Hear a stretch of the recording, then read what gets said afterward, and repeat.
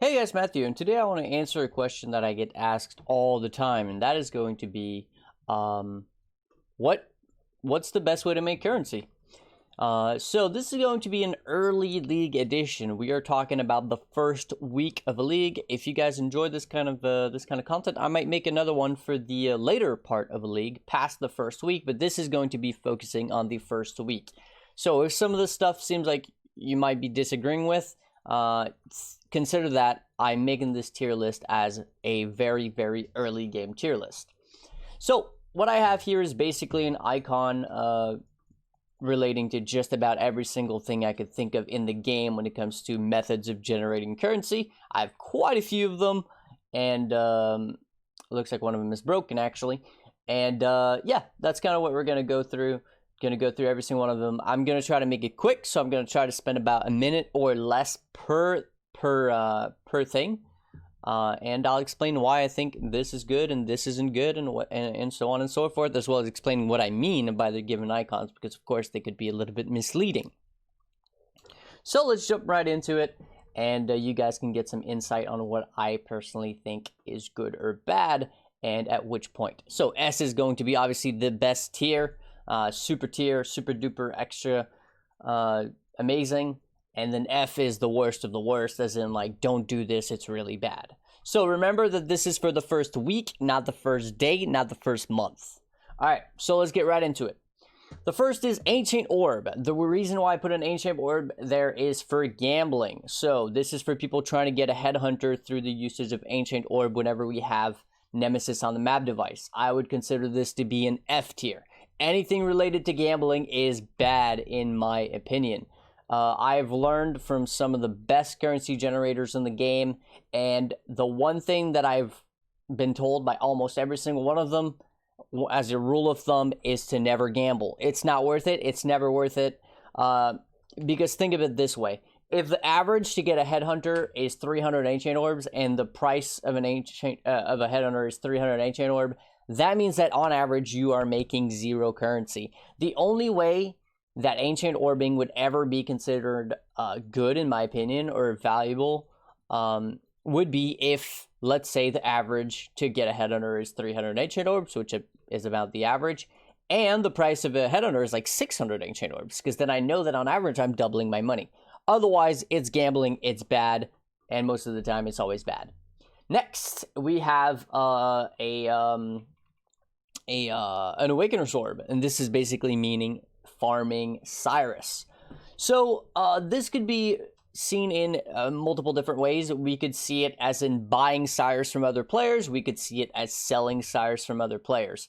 You could either buy Cyrus from other players, give them 1 Exalt or 2 Exalt, kill their Cyrus, pick up the loot, it's yours.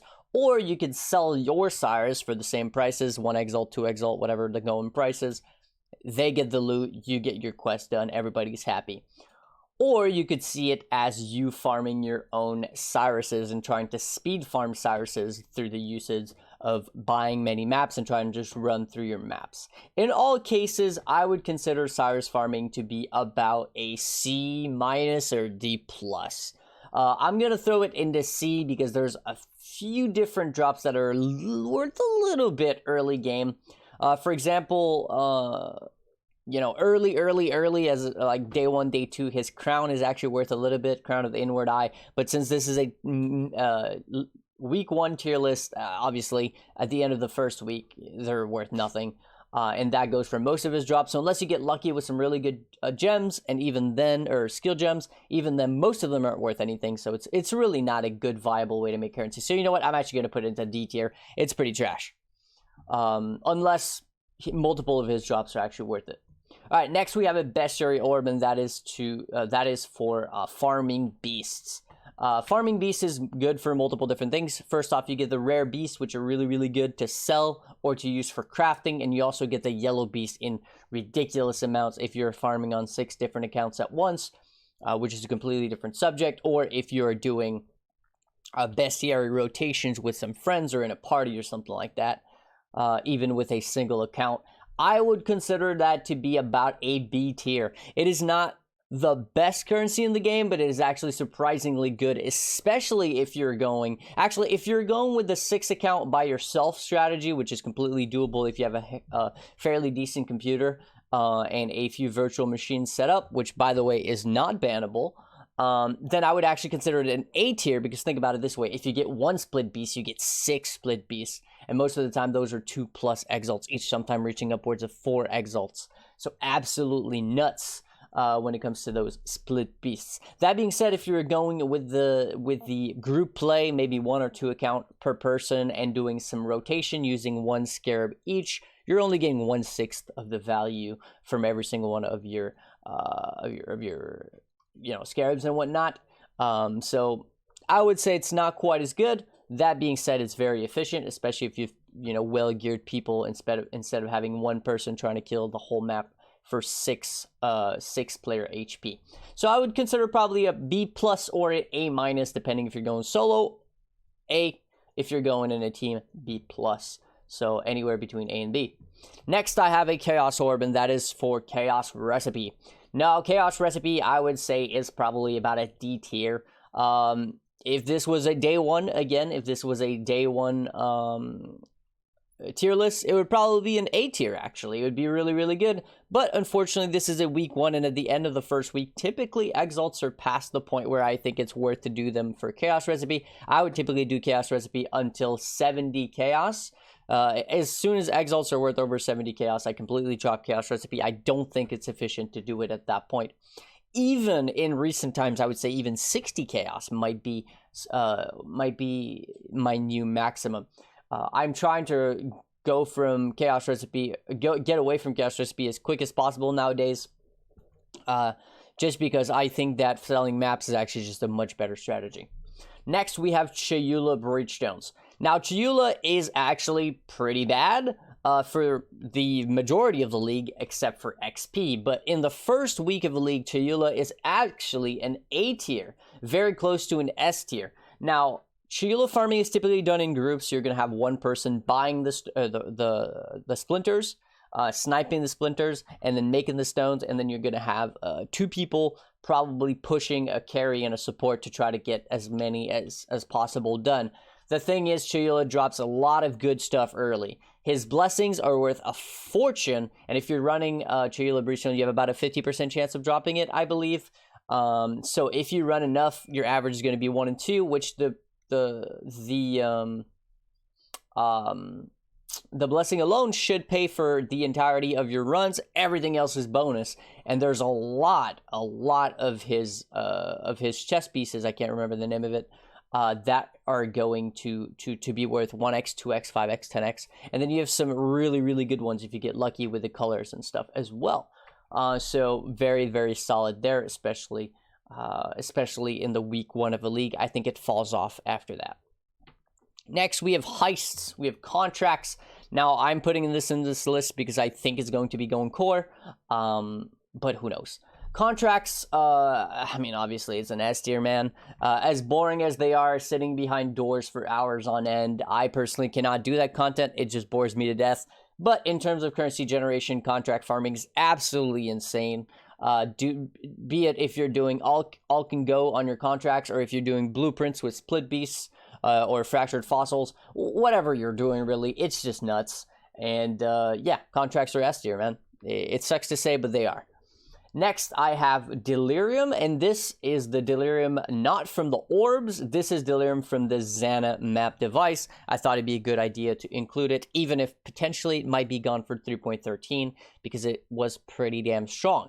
But if it's still there for the 16 Chaos price tag, that is an absolute S tier, so long as you're able to complete the maps and get enough, Simulacrum splinters to make it worth. But if you're able to do that, honestly, the Xana Delirium is an absolute S tier, especially if you're able to do T17 maps to be able to drop the item level 84 aura clusters. They're nuts. Now, those might be dropping in price significantly if there's a big nerf to aura stackers, but who knows?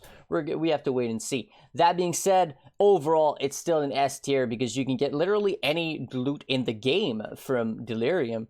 21, 23 skill gems. You can get lots of just pure currency drops. You can get a shit ton of maps. There's just a lot of stuff. So it's really, really good. Next, we are going to have Delirium Orbs, so meaning, 20%, 40%, 60%, 80%, and 100% Delirious maps. That is also going to be an S tier, so long as you are able, once again, to complete the maps. Because everybody knows that Delirium is the hardest mechanic in the game. So realistically, you have to be able to complete the maps. But if you can get a build going that's capable of doing at least, I would say, 40 or 60% Delirious, even at the end of the first week, you are going to be swimming in money, because it's gold. It's straight up gold. And if you're able to do 100% or even 80%, you are going to be absolutely ahead of the competition by miles. So very, very good way to make currency. Next is my broken icon. This was supposed to be a little dude flipping a table, because I meant flipping here, and flipping is actually going to be an S tier. I mean, everybody saw that coming, right? Flipping is one of the best ways to make currency in the game. Now, the thing is, flipping can be done in many, many different ways. You can flip currency, you can flip rares, you can flip uniques, you can flip div cards, you can flip just about anything in the game, right? So I would put it as an S tier if you're capable of recognizing which market is good to flip, if you're capable of actually going in and executing on those flips, if you're capable of, doing all that stuff. Flipping is absolutely nuts, but flipping is very difficult because it is very knowledge reliant, and it also requires you to be at your PC all the time, because you need to be there for those flips. Whenever they do pop up, you have to be there to pick them up, because otherwise you're leaving Exhaust on the table, you're leaving Chaos on the table and whatnot. And if you're only playing a little bit every day, I would say flipping is probably not a good strategy for making currency, especially when it comes to uniques and rare flips. That being said, currency flipping, div card flipping, and all that, prophecy flipping, those are all things that you can still do even with very little playtime, because they are very consistent. Next, I have a Fractured Fossil, and that is for deep delving.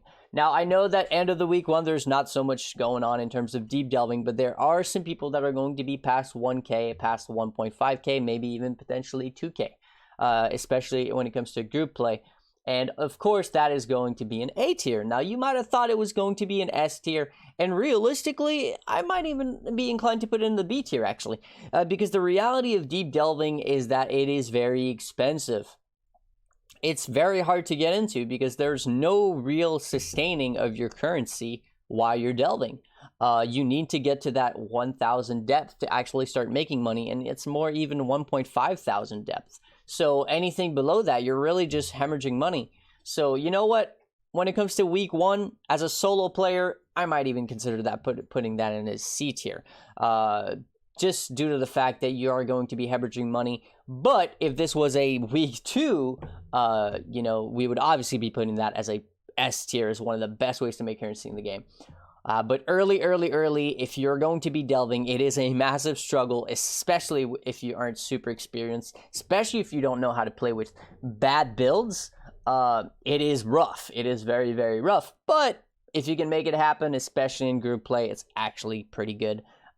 Starting around the end of the first week. But for the first week, again, C tier for me. I might even put it into D tier, honestly. But I'd be probably insulting too many people if I did that. All right, next we have incubators. So incubator farming, honestly, it's not consistent. It's not a good way to make currency. Realistically, it's a good little bonus on top of whatever you're doing, right? So if you're running simulacrums and you're dropping those incubators, make sure to pick up the good ones and run them. Sure. But would I go out of my way to buy incubators in bulk to try to turn them into drops and then, make currency that way? No. I would put that as a solo entity. Farming, what are they called again? Farming incubators, in my opinion, is absolutely not worth it. It is a good little bonus on top of whatever you're making, but it's absolutely not a solo good way to make currency. Not at all. E tier for me, almost as bad as gambling. Next, we have the offering of the goddess, but the high tier. So in this case, the gift of the goddess, I think is the only one that's really worth it. The tribute and the other one are pretty bad. But the gift of the goddess, if I remember correctly, is the one that gives you 7 lab enchants, which is insane. That is going straight up into the A tier. Now, the only reason I'm not putting this into the S tier is because of the lack of actual supply for these early in the league. and their potential pretty high price. Now, what you're paying for when you're using these is you're paying for convenience. You're running the lab one time, and it is a much harder lab, but you're only running it one time. So even if it's an extra minute to complete it or an extra 2 minutes compared to a regular lab on a speedrun build, which is only 2 minutes, so let's say you're taking 4 minutes, you're still getting 7 enchants or whatever instead of 1, right? So it is so good in terms of value for your time. And the thing about early game is there's a lot of people playing very niche builds, and there's a lot of people playing just about every build in the game. So almost every enchant sells. Now, they might not sell for a ton, but you will be selling an insane amount of 20C, 50C, 100C, 1x, 2x, 5x enchants. Lots and lots and lots of them. And of course, you have the chance for the big enchants if you're enchanting the proper bases. Nowadays, ever since Conquerors of the Atlas, always if you're enchanting helmets, 85, item level 85 bases. I would not enchant boots or gloves in the first week of a league, only helmets. That being said, later on in the league, when people start crafting boots and want big boots, with, pre-enchanted boots to try to craft them, then I would actually start crafting boots because they're more consistent than helmets. But early game, there's a very little emphasis put on boots, and there's a lot of emphasis put on helmet enchants. So item level 85, and the 3 bases that I would typically, that I would recommend is obviously Hubris Circlets, 85, Lion Pelts, and one or the other of the Burgonays, so either Eternal or Royal Burgonays are going to be the way to go. But personally, I would just stick to Hubris Circlets 85, just because of the amount of people who can actually use this. For example, a strength build can more than likely use a Hubris Circlet, while an intelligence build can probably not use a Royal Burgundy because of the stat requirements, be it strength or intelligence. So that's why I would put that there. Next, I put in a little Soulfight Scarab, and that's not for delving, that's actually for farming Betrayal. So there's a lot of things that come out of Betrayal. You have obviously your Enrich, your Breach Stones, and all your upgraded stuff, but you also have Veiled items, and on the first week of the league, Veiled items are pretty big. Now, if this was a day one tier list, I'd probably put this as an S tier, really, because Veiled items are massive money, especially if you're taking advantage of the Calendar's Craft Prophecy, which drops you four identical items. So if you're lucky and you get that to proc on, say, an Elrion jewelry piece, which you can basically control because you can proc the prophecy right before talking to Elrion and getting him to drop his veiled items. So if you happen to get a ring or an amulet or whatever, that is going to be big money.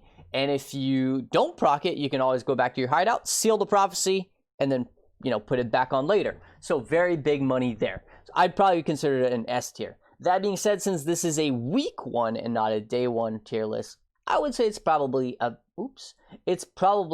an A tier. It's not as good as it is in the very, very, very early stage of the league, but it is still very good. I mean, you have, like I said, you have the upgraded scarabs, you have the XP for your gems, you have so many different things that are coming out from Betrayal on top of the veiled items. It is actually pretty damn good money. And if you are stuck with currency and your build early game, I highly recommend farming Foothills, actually. Foothills is where Betrayal is mostly farmed in SSF for people who are trying to get mods that are required for their builds. So farm Foothills, farm some veiled items, get yourself some of that juicy loot, and it should kick off your characters pretty well. Especially if you know how to, manage your board. If you don't know how to manage your board, Q-Dog has like a 2-hour-long video, which is a step-by-step guide where he takes you through a brand new board from beginning to end with every single decision he made, and it is absolutely fantastic. Now, 2 hours long is really long for a video, but what can I say? It's absolutely worth it. So highly recommend that. Next, we have oils. So the reason why I put oils is for blighted maps, of course. Now, week one, blighted maps are pretty damn good. They're not the best currency in the game, but they require you to do pretty much zero work. It's very little work and pretty decent rewards. I mean, lots of builds are made for blighted maps to farm them as AFK. For example, summoner builds, of course, is the first thing that comes to mind. So AFK blighted maps, but even on non-AFK characters, I would put that as a B tier. Now, some people would argue that it's probably an A tier, or maybe some people might even argue an S tier, but I personally, from personal experience, don't think so. When I did it, I was making a few X per hour, 2 to 3 X per hour or so, but there's a lot of different things that you could do that would be better currency per hour, in my opinion. But if you have a build that can do it while you're AFK watching some stuff on Netflix, dude, go for it, right? So pretty decent, actually. Pretty decent currency. B tier for me. Next, I put in a Jagged Fossil. Now, why did I put in a Jagged Fossil? That is to represent Darkness Farming. Darkness Farming in the Delve. So people farming with very, very quick characters, lab runners especially, and then just going for broken walls. It's basically free in terms of sulfite because you're just running darkness instead. You're just flaring your way through the whole content and just looking for broken walls, which are absolutely abundant in the Delve. Do I think it's a really good way to make currency? No, I really don't. But it is a simple way, and it's also pretty okay. I would put it in a C tier, I think. The reason why you see a lot of players do it with and they have a lot of currency and a lot of success do it is, quite frankly, and unfortunately, I have to say, it's because they're cheating. There are some programs that help you do things like that, like Darkness Farming, that allow you to see your entire Delve chart. Now, I don't recommend using those because you will get banned if you get caught. But some people are using these programs, and that brings it from a C tier to probably as high as an A tier, because you literally see exactly where to go. You don't have to waste any time, any efficiency, any random deaths. It is pure efficient. And that point, it'd probably be an A tier. But I don't recommend cheating. That's pretty bad. You will get banned if you get caught. There was a big ban wave of Korean delvers who were banned fairly recently for using exploits like those. So, don't be one of those guys. Next, I have a regular Elder. So regular Elder is actually pretty good. There's a lot of his drops that are actually quite decent, especially early games. Some of the impresences, especially the Chaos and the physical one, tend to be big money early game. But you're also getting fragments for Uber Elder, right? You're also getting fragments from Uber Elder, which typically pays for about half of your set. And then you have all the other drops, which once put together make farming normal Elder a pretty damn good viable strategy early in the league. I would probably put it in a B tier as well. Now, it's not the best currency in the game, but it is very consistent. And normal Elder compared to Uber Elder is so incredibly easy. It's kind of just free. It's free real estate. It's pretty much, right? Next, we have Shaper. Shaper has actually been nerfed ever since they nerfed, minion builds, and they nerfed the demand for his gloves. His gloves used to be insane money. Starforge used to be insane, and that's also devalued because of the nerfs.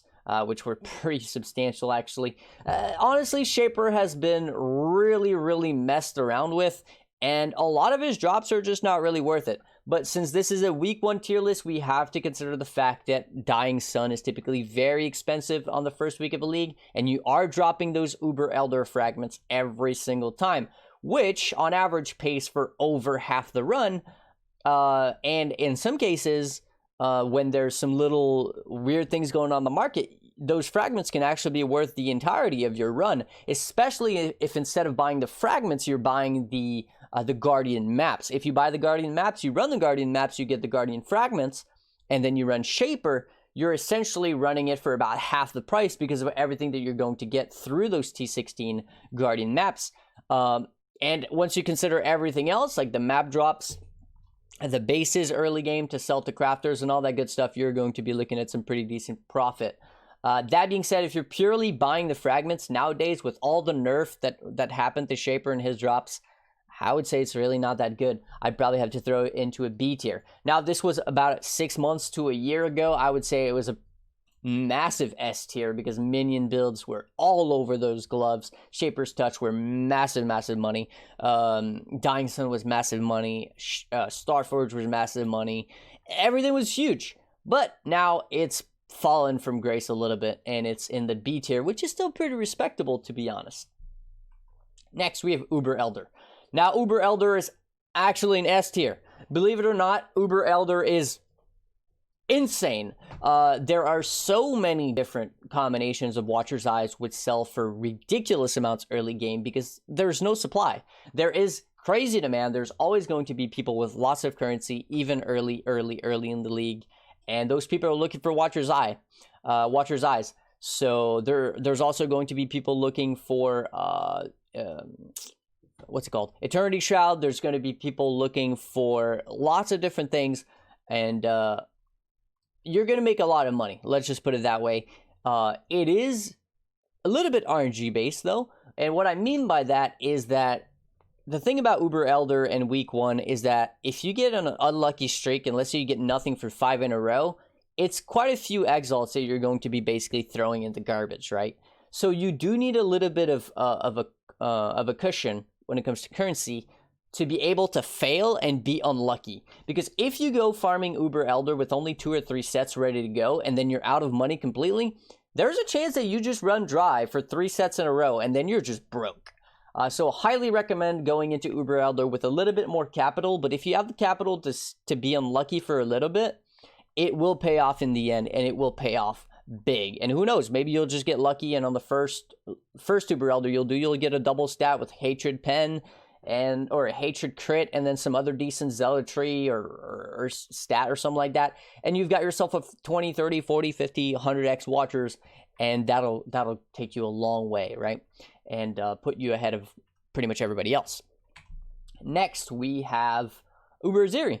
Uberziri is actually probably an A tier. Now, the reason why I'm not putting into an S tier is because this is week 1. So again, if this was day 1, day 2, day 3, it would be an S tier. It would be insane. It's so good to farm Ziri for the first few days of a league. But around day 4, day 5, it starts to really drop off. The demand for the Vertex, which is her mask, which is the highest demand item typically from her, goes down a lot, and most of the other drops, especially in recent times, like the gloves, have not been worth that much. The chest pieces just don't even sell. There's just not much going on, but you do get lots of map drops. If you're deep enough into your atlas to where you're able to drop those red maps, there is a decent amount of red maps that do drop from Uberziri, and those add up very quickly, especially early game. So I'd put it in the A tier. That being said, around the end of the week is where it would start to drop pretty substantially. So around in the second week of a league, it would probably drop all the way down to a C tier, and then like an E and an F tier, because it's just not worth it anymore past like the second week. But for week 1, it's an A tier in my book. Next, we have an Offering of the Goddess, which is basically a normal lab. And some people might be surprised by that, but I'm actually going to put that in the E tier. The reason I'm putting this in the E tier when I'm a huge advocate for lab running is because of the Gift of the Goddess, man. Those additional enchants make it so much more efficient. So as a standalone, Offering of the Goddess would probably be a B tier in my book. It's really good to run lab early game. It's been nerfed a little bit in terms of the gems and stuff that you get, the level gems and the quality gems. It's been nerfed a bit, but it's still pretty damn good. And enchants, as I said, is lots and lots of demand for so many different enchants early game. The problem is it's not a standalone anymore, and you do have better options, and Gift of the Goddess is one of those options. And because of that, it goes pretty much all the way down to an E tier, straight up. If, in a specifically, though, we did not have access to Gifts of the Goddess for one reason or another, then it would jump all the way back up to a B tier. So not quite as good as some of the boss farming, in my opinion. But the difference with lab running and setting up a lab runner early game versus bossing early game is that bossing drops off pretty much like this after the first week, while lab running is always going to be stable income, and it's never going to become better or worse. It is purely based on RNG, but if you run enough labs, you are going to get those big enchants. You are going to get lucky sometimes. That's just going to happen. So it would be a B if ever Gift of the Goddess was not available. Otherwise, it's like an E tier, man. Next, I have the Harvest Seeds here. Now, I know that Harvest Seeds are probably not coming back, and the garden itself is probably not coming back, but we do know that Harvest in one way or another and deterministic crafting is coming back to 3.13, and that's going to be an S tier, man. Maybe an A tier, actually, because I don't expect Harvest crafting to be as good as it was in Harvest League, because in Harvest League it was an S tier, right? It was insane. I made so many mirrors in the first week of the Harvest League. I was making more currency than most of the 4, 5, and even 6-man groups out there by myself, just through crafting. And that's not really just because I was, I'm not saying that like I'm better than all those people. It's more so that if you had the knowledge to craft early game, I was crafting items that I could sell for 50, 60, 70, even 100 plus exalts for as low as 10 or 20. It was insane. The value on these items was just ridiculous. Now, of course, when people caught on, a lot of markets started dropping down, and the profit margins was dropping and dropping and dropping, but it was still really, really good. Even at the end of the league, you could easily make 20, 30, 40, 50x an hour just crafting with harvest by buying crafts from people. Of course, don't get scammed. But since we're getting deterministic crafting back, I'm going to put it into an A tier. I don't expect it to be S tier because honestly, I don't expect it to be anywhere near as good as it was in Harvest, but even half as good, it's still going to be an A tier. Because it was just that broken, really. Next, I put a resonator, and that is going to be for crafting. This is going to encompass basically every single method of crafting that I can think of. Essence crafting, fossil crafting, alt spamming, chaos spamming, you name it. If it's crafting related, this is going to be it, and that's going to be an S tier. Crafting is always, and is probably always going to be the best method of making currency in the entire game. Day 1, week 1, month 1, or the last day of a league, crafting, it's just MVP. There's nothing that comes anywhere near it, to be completely honest. But the thing is, it is very knowledge based. You have to know what you're doing, and you have to be able to understand the meta. You have to be able to understand what to craft for the said meta and stuff like that. So if you're able to do that, though, crafting is literally unbeatable, honestly. And next we have prophecy farming. So prophecy farming is basically buying silver coins in bulk, 500, 1,000, whatever, and then just spamming away, spamming prophecies with obviously some prophecy blocks. You do have to be blocking those bad prophecy chains because they do pop up too often, honestly. And that, in my opinion, is actually going to be a C tier. Probably better than some of you might have expected. If this was a day 1, I would actually put this in A tier because it is actually really good for currency to be spamming those silver coins. Now, the problem, though, is that while you're spamming those silver coins, let's say on day 1, you're not farming maps. You're not pushing your character. You're not leveling. So at some point when it becomes not profitable anymore, which is pretty much when people start high tier mapping and juicing maps, because all those prophecies typically come from all the other league mechanics nowadays. Actual prophecy farming itself is pretty much dead late game. You are going to be behind the curve by a lot, right? If your atlas isn't completed, if your character isn't completed, etc., etc. So it's pretty decent, but the thing is, it is time consuming, and while you're doing that, you're not doing other things, which I think is going to set you back. So personally, I actually don't recommend it unless you're team playing and you're going to be a set trader or something like that, to where you're not going to be required to level. You're not going to be required to ever complete your atlas. You're just going to be basically sitting in your hideout.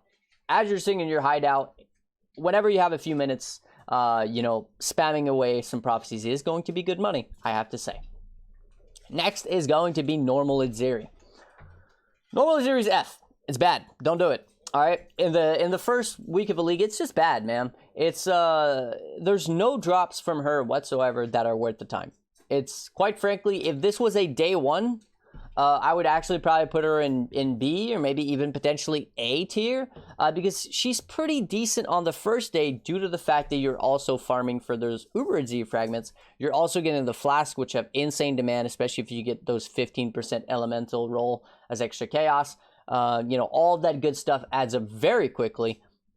But anything past like the first 2 days, the maps are worthless that she drops. She drops worthless, very, very low tier maps. Her drops themselves are pretty much all worthless. And other than the div cards that are pretty good, like the one that gives you 10 exalts for 7 cards or whatever, it's just not a good time, and it's absolutely not worth it. I would highly recommend you don't farm normal Uberziri past the first day or two of the league. And next is going to be Simulacrum, and I'm going to put that into the A tier. Some people would argue it might be an S tier. Some people would argue it might be a B tier, but in my opinion, it's about an A tier. It's not quite as good as, say, crafting.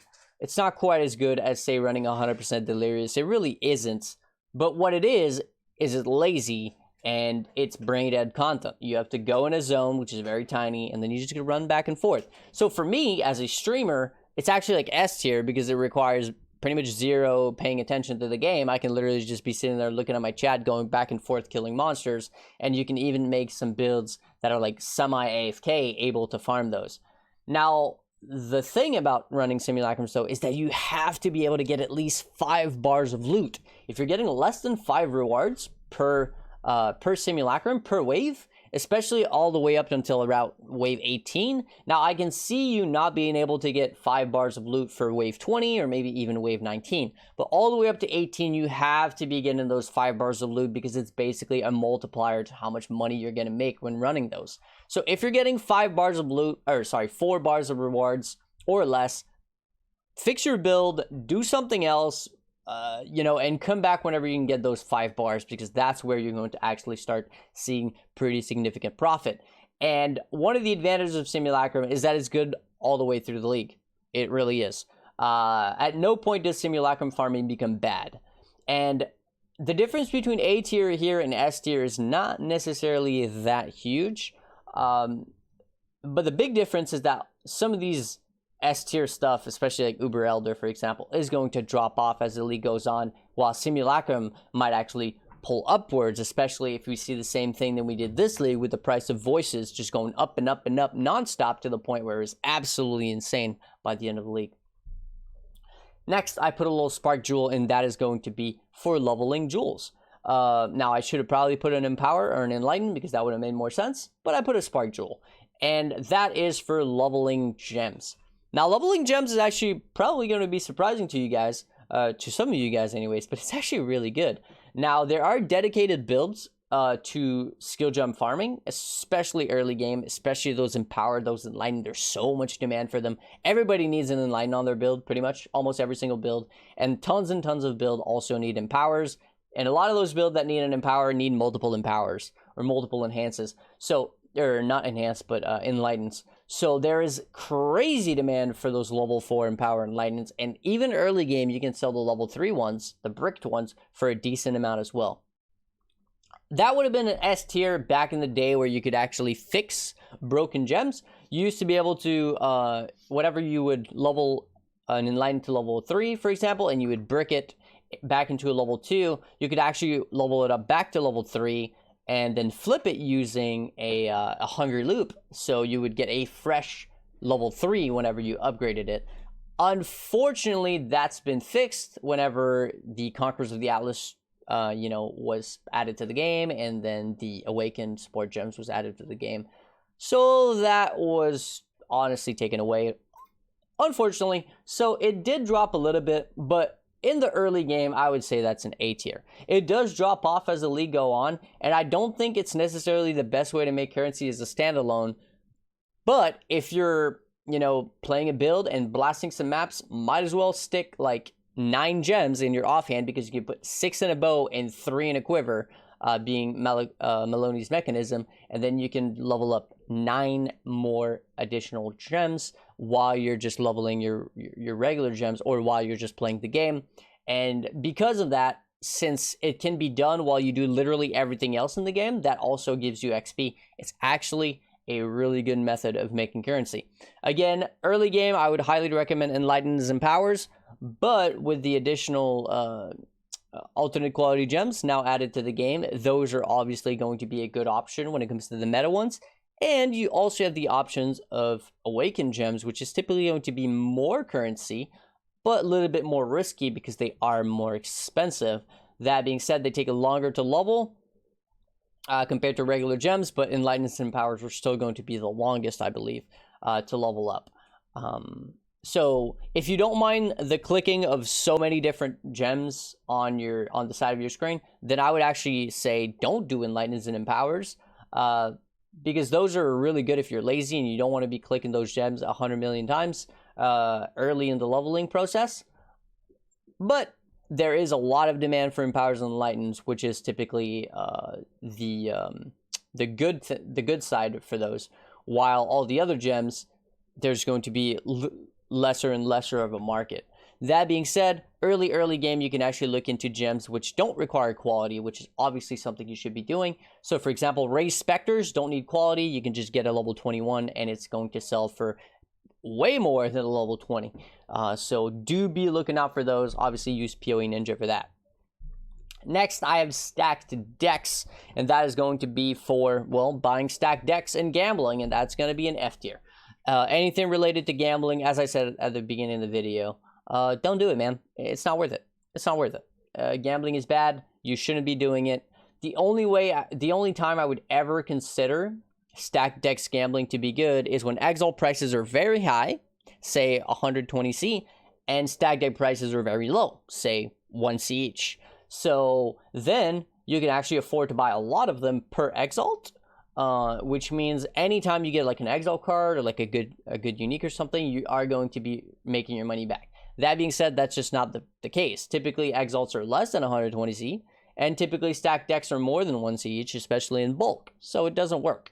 Which is why I think it's an F tier.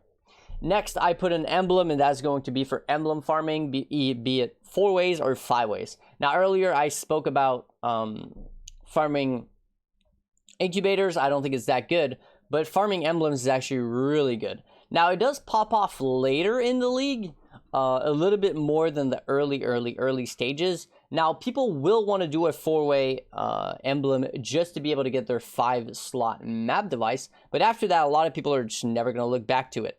That being said, it's the same thing as Simulacrums. Literally everything can drop in there, including headhunters.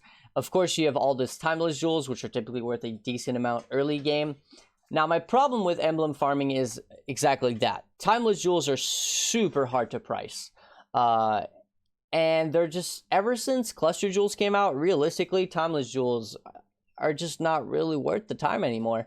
And they're definitely not worth trying to price and trying to make a Reddit post and all that about them. The ones that are known are already known, and that's great, but otherwise it's not great. But there's everything else which amounts to a decent amount of currency, which will add up quickly, and there's a lot of XP to be had in there, a lot of gem XP to be had in there, a lot of different uniques, a lot of maps, a lot of literally everything in the game. So because of that, since it's a bit of a mashup of everything, I'll put it in B tier. It's not as good as Simulacrums because you don't have the voices, and it's also a little bit more gear reliant and whatnot to run. You got to be able to get through those waves really quickly, and you have to be good at it, compared to Simulacrums, which is just brain dead running back and forth. Emblem, you actually need to be thinking of when to pump your, when to pump, when to clear, when to kill the bosses, when to skip. A little bit more goes into it. But it's still pretty decent if you can be, efficient with it. And finally, I have a Val Temple here, which is basically regular mapping.